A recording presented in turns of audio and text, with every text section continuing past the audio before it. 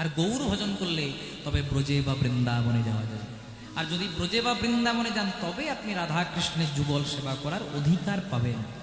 মনে করুন কেউ গরমে ছুটি পেয়েছেন, সামার ভ্যাকেশন পেয়েছেন, চিন্তা করলেন একবার বৃন্দাবন ঘুরে আসুন, না, প্রথমে নবদ্বীপে যান, গৌর কৃপাটা পেয়ে আসুন, তবে আপনি বৃন্দাবনে যাবেন। স্কুলের পড়াশোনা শেষ না করলে যেমন কলেজে ওঠা যায় না, তেমনি নিতাই গৌরের চরণাশ্রয় না করলে কোনোদিনও ব্রজে গিয়ে রাধা কৃষ্ণের কৃপা পাওয়া যায় না। তাই দেখবেন যারা প্রকৃত সাধন রসিক ভক্ত হয়, প্রকৃত ভজন রসিক ভক্ত হয়, তারা প্রথমে নবদ্বীপ মায়াপুরে যায়, তারপর বৃন্দাবনে যায়। কারণ কলিযুগের ভগবান চৈতন্য মহাপ্রভু আমাদের নদিয়া নবদ্বীপে বাংলার মাটিতে নেমে এসেছিলেন। আর সেই মহাপ্রভুকে যদি আমরা সম্মান দিতে ভুলে যাই, সেদিন বাঙালি জাতি আস্তে আস্তে লুপ্তের মধ্যে পড়ে যাবে। তাই আমরা হিন্দু সনাতনী, আমাদের ধর্ম, আমাদের দেব দেবীদেরকে বাঁচিয়ে রাখা। একটু জ্ঞানটা একটু কম করবো, জয় রাধে। তাই এতক্ষণ আমরা নবদ্বীপ মাঝে গৌরের লীলা আশ্রয় করলাম, এবার প্রবেশ করবো মধুময় শ্রীরাম বৃন্দাবনে। আর বৃন্দাবন মাঝে আমি আপনাদেরকে প্রথমে লীলাটির নাম বলেছি, আজকে আমরা আস্বাদন করব মুরলী বর্ষণ লীলা। মানে ভগবান শ্রীকৃষ্ণ বৃন্দাবনে এক অনন্য লীলা করেছিলেন যার নাম মুরলী বর্ষণ। সে রাধারানীর মান রক্ষা করার জন্য সেই লীলা আমরা আস্বাদন করবো। তাই দেখবেন কীর্তন শুরু করার আগে আমি প্রথমে একটা শ্লোক বললাম, আজানুলম্বিত ভুজৌ কনকাবদাতৌ সংকীর্তনৈকোপিতর কমলায় তাক্ষ বিশ্বম্ভর দ্বিজ বড় যুগধর্ম পালো বন্দে জগৎ প্রিয় করো করুণা অবতার। এতে গৌর হরির রূপের কথা বলা আছে। আজানুলম্বিত ভুজ মানে গৌরের হাতগুলো ছিল জানুর নিচে, আজানুলম্বিত ভুজ জানুর নিচে হাত। কনকা অবদাত মানে কনক চাপা ফুলের মতো যায়ের গায়ের রং ছিল। বসো বসো বসো, হ্যাঁ বসো। কনক চাপা ফুলের মতো যার গায়ে রং ছিল। সংকীর্তনৈক পিতর মানে সংকীর্তনৈক মানে সংকীর্তনে পিতর, পিতা মানে কি? জয় রাধে। পিতা মানে কি? পিতা মানে বাবা। যারা সংস্কৃত নিয়ে পড়াশোনা করেছেন আমার সঙ্গে একমত হবেন, পিতরৌ মানে দ্বিবচন মানে দুটো বাবা, মানে সংকীর্তনের দুটো বাবা। কারো যদি দুটো বাবা হয় ভালো জিনিস। জয় রাধে। হ্যাঁ আপনাদিকে ঘুরবো, চিন্তা নাই। হ্যাঁ ঠিক আছে ঘুরবো, ঠিক আছে ঘুরবো। কারো যদি দুটো বাবা হয় ভালো জিনিস।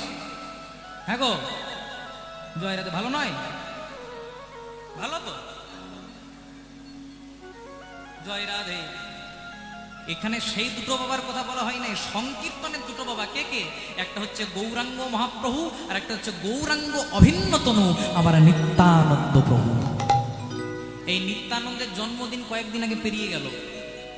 আপনারা সবাই নিত্যানন্দের জন্মদিন পালন করেছিলেন, যেটাকে বলা হয় নিত্যানন্দ ত্রয়োদশী। এই কয়েকদিন আগে পেরিয়ে গেল। আর আচ্ছা মায়েরা তোমরা একাদশী করো? হ্যাঁ করেন না একাদশী?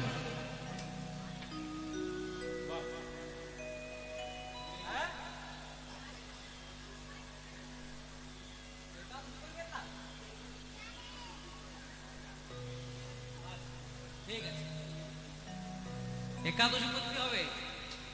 জয় রাধে।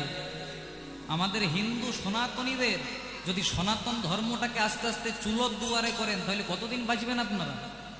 জয় রাধে। কীর্তন যে শুনতে আসছেন, সনাতন ধর্ম থাকবে তবে তো কীর্তনটা শুনবেন আপনারা। জয় রাধে। একাদশী কটি? এক মাসে দুটি, তাহলে 12 মাসে 12 দুগুণে 24টি। যে বছর মল মাস হয় আরো দুটি বেড়ে 26টি একাদশী। মহাজন বললেন 24টা বা 26টি একাদশী না করতে পারলেও অন্তত 4টি একাদশী করো। শয়ন উত্থান পাশ মোড়া তাতে আবার ভীমে ছোড়া, মানে শয়ন একাদশী, উত্থান একাদশী, পার্শ্ব একাদশী আর ভৈমী বা ভীম একাদশী। মহাজন বললেন এগুলোও যদি না করতে পারিস বাবা তাহলে পাগলার 14 পাগলিরা ইহা বুঝে কালকার। পাগলার 14 মানে এই কয়েকদিন পরেই আসবে শিবরাত্রি। আচ্ছা আপনার শিবরাত্রি করেন? কারা কারা করেন হাত তুলুন তো। বাহ, শিবরাত্রি কারা বেশি করে বলুন তো? হ্যাঁ কুমারী মেয়েরা যাদের বিয়ে হয় না। জয় রাধে। আমরা প্রশ্ন করি শিবরাত্রি কেন করো? বুঝে শিবের মতো বর পাবো বলে। জয় রাধে। সব করবেন, শিবের মতো বর চাইবেন না। তা রাত্রিবেলায় যখন প্যাকটা অ্যালকোহল নিয়ে বাড়ি ঢুকবে না, সব হরিবল করে দেবে। কিন্তু যদি এগুলো আমরা ভুল ব্যাখ্যা করি, ভোলানাথ কোনোদিনও সুরা পান করেন না। কোন সুরা ভোলানাথ পান করেন? যে সুরা স্বয়ং নারদমুনি 24 ঘন্টা বিনা যন্ত্রলয়ে হরিনাম রাম নামে সুরা তিনি পান করেন। আর আমরা ভোলানাথকে একটা অপব্যবহার করে দিই। তাহলে পাগলা 14 মানে শিবরাত্রি। আচ্ছা বলো তো মায়েরা, পাগলা যদি শিব হয়, পাগলি কে হবে? মা দুর্গা। তাহলে দুটো ছেলের জন্মদিন পালনে যেন না হয় ভিন। দুটো ছেলে কে কে? প্রথম ছেলে রাম, রামের জন্ম রাম নবমী, তারপরে ছেলে কৃষ্ণ, কৃষ্ণের জন্ম জন্মাষ্টমী। আর মহাজন বললেন, বাবা কিছুই যদি না পারিস তবে ভোগিয়ার খালে ডুবে মরিস।